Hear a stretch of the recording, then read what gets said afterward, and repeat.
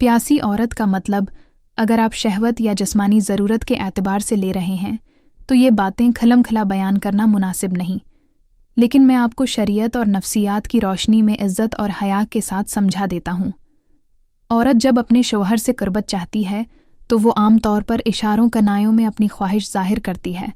उनमें से 3 नुमायाँ निशानियाँ ये हो सकती हैं: बेन, मोहब्बत भरा रवैया और जिस्मानी कुर्बत की कोशिश। बीवी बार बार शौहर के करीब बैठने या छूने की कोशिश करेगी, बात करते हुए गैर मामूली नरमी और दिलकशी जाहिर करेगी।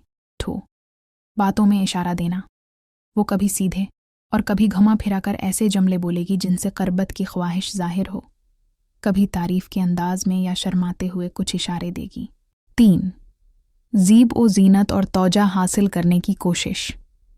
औरत आम दिनों से ज़्यादा तैयार होकर सामने आएगी, खुशबू लगाएगी, लिबास बदलने में एहतिमाम करेगी ताकि शौहर की तौजा अपनी तरफ मबजूल हो।